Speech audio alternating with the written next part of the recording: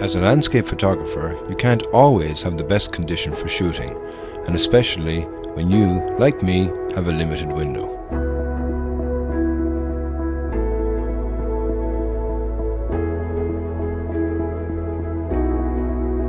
It would mean that I would have to think differently, so I decided to photograph a place I'd visited many times before.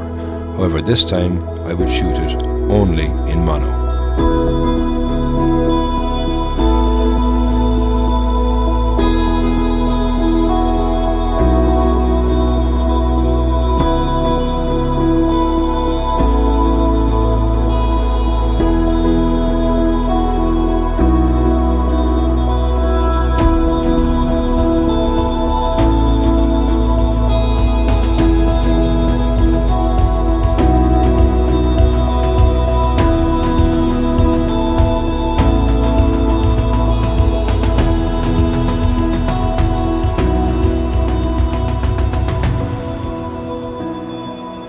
It's a totally grey day today and there is no colour in the sky, so it's going to be a mono day. It's a day that I'm going to take photos.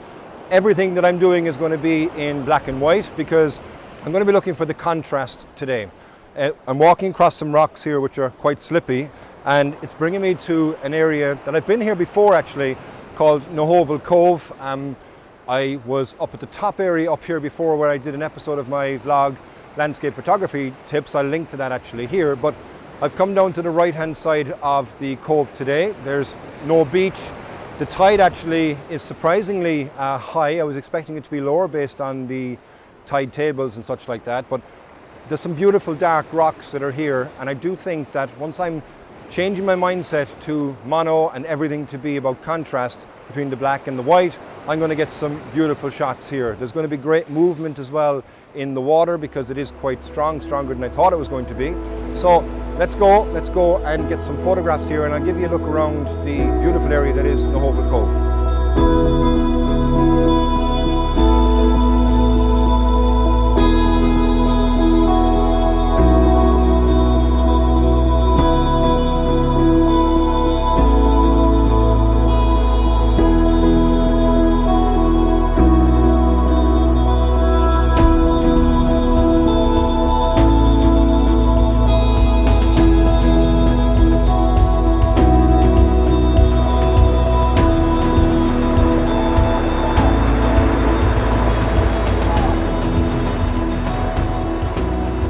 The first shot now that I've taken here, and I'm still up high because the tide is still, like I said earlier on, quite high, and there's some pretty good waves that are coming in. They're stronger than I thought they were going to be, and they're washing up here in front of me on the rocks that are just below me. So I'm taking a shot here. I'm at 1 second at the moment.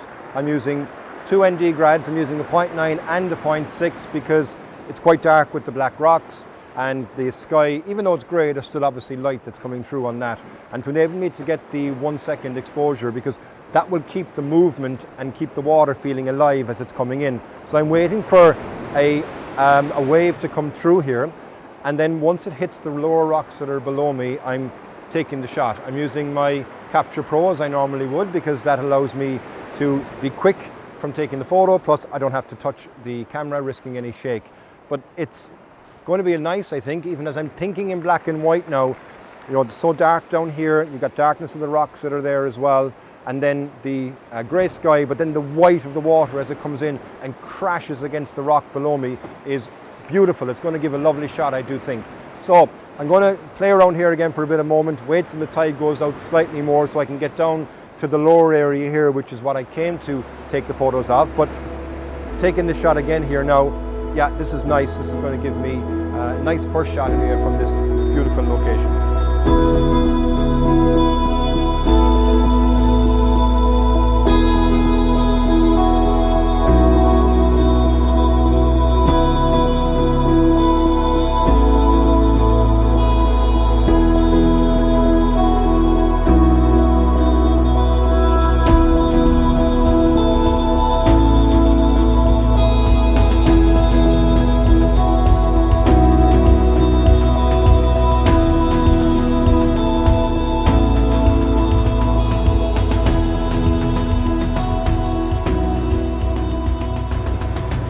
still up high, haven't gone down low, and moved over a small bit to the right, and I'm looking down onto the cove area that I want to go and take the photographs of.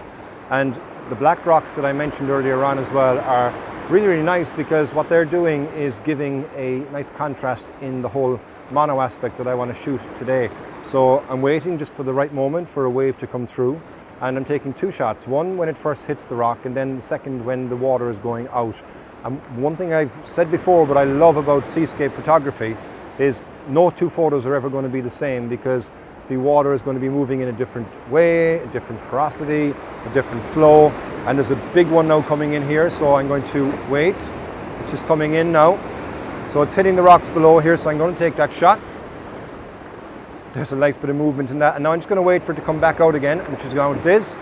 And that's giving me a lovely shot as well here. I've got the cliffs that are on the right hand side, so they're nice and dark, and then here is nice and white. So again, that's the contrast that I'm looking for in the mono that I want to shoot today.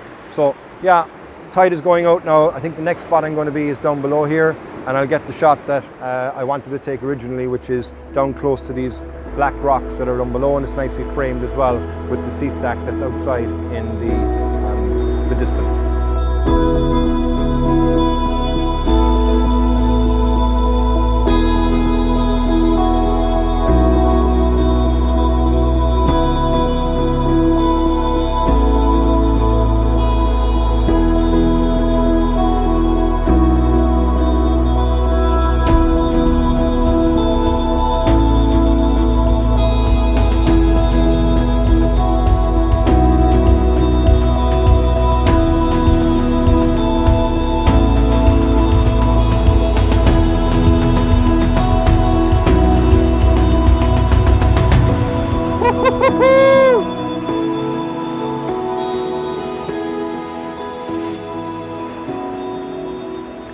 I've come down here now to the lower part on the beach, and as you can see, there's some nice swells that are coming in here on the rocks that are in front of me.